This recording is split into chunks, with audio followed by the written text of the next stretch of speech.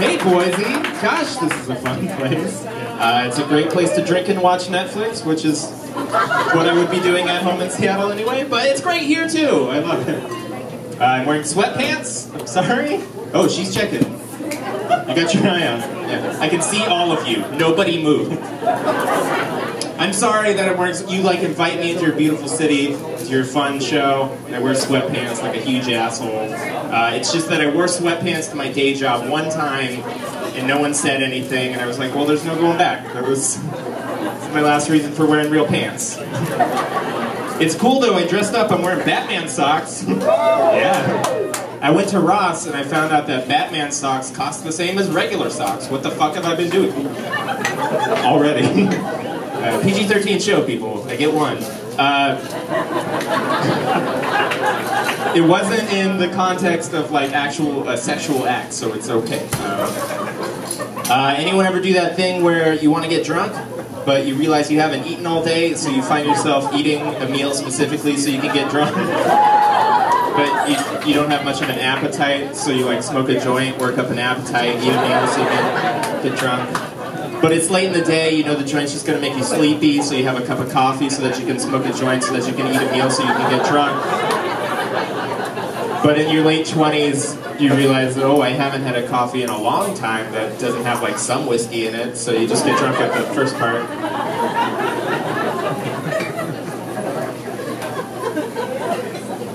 I'm never more aware of my drinking problem than during the holiday season that just passed. Because every year they have this promotion for Baileys, where it's slightly cheaper to get Baileys if you get it with 2 commemorative holiday cups. And every year, like 2 weeks into December, I have like 8 to 10 commemorative holiday cups from Baileys. It's cool though, I know exactly what to do with them. Because guess what my parents get for Christmas every year? 10 to 16 Baileys commemorative glasses. They gave me alcoholism, I'm re-gifting it on back to them. Okay, so I was walking down the street with my boyfriend, we were holding hands, and this truck drove by.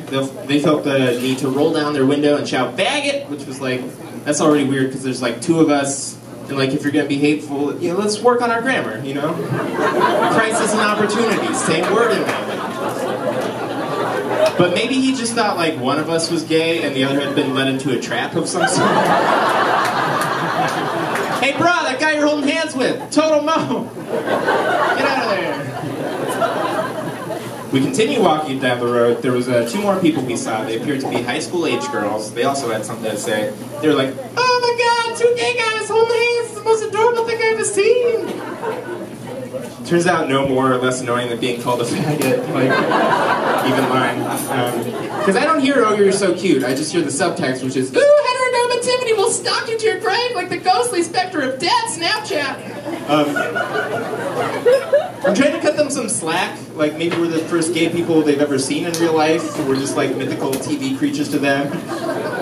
And if I saw like 2 White Walkers like skipping merrily down the lane, arms interlocked, I'd be like, you go girl!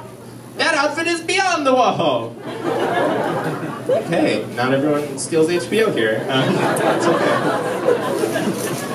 I get mistaken for a heterosexual every once in a while, which I think is weird.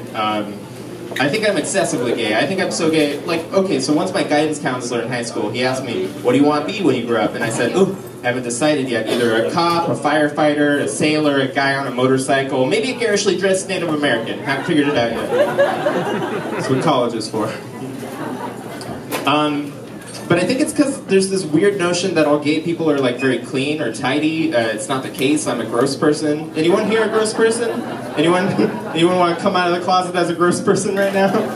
Okay, same girl as last night. Thank you. She's real gross. That's what we learned. I do gross people things all the time. Like I'll be smoking weed in bed, which is already like a gross person thing to do. But then what I'll do is, since there's no ashtray there, I'll just ash my pipe on my bedside table, like 3 inches from where I sleep. And instead of being a not gross person and getting a damp paper towel and wiping it up the next day, I'll just leave it there for days, weeks, just whenever it dissolves into a fine dust. Because then I walk up to it and I go, guys, my cleaning's done for the day. In a way, it's the most efficient method to clean. And this is all, oh, she knows exactly what I'm talking about. This is all happening on my bedside table. That's where my lube is out all the time. Even when I have guests over. I say it's because I'm sex positive, but it's because I'm a gross person. I'm disgusting. There was once a pair of socks on my living room floor for a solid month. Here's why. I thought they were my roommates. My roommate thought they were mine. We did all of our cleaning around them, but they were protected by a dome of passive aggression. Until finally, we called a house meeting, read the socks, and we discovered, no, not your socks, not my socks, in fact, a third person's socks, and we have 0 leads. We don't have that many friends. I walked out of a plaid pantry recently. I know you guys don't have plaid pantry here. It's just 7-Eleven, like if David Lynch ran it. It's just scary 7-Eleven. Just 7-Eleven, but with more heroin. It's great.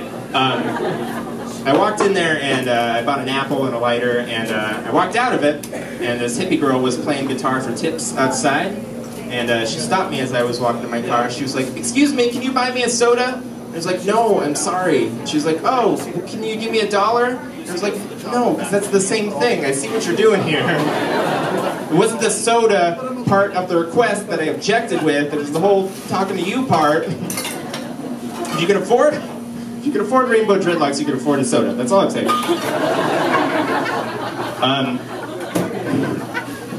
Oh shit. I gotta get out of here. I'll leave you with this.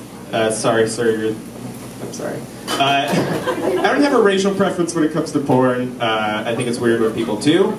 But I watched a video with 2 black guys in it, and I objectively thought it was a great scene. So I favorited it. I went back to the homepage of this website, and now all the videos it recommends to me are black guys. Not a real problem, but I did learn something interesting that day. It's true what they say. Once you go black, you never go back. I just never realized it had more to do with the search algorithm than anything else. Thank you so much, guys.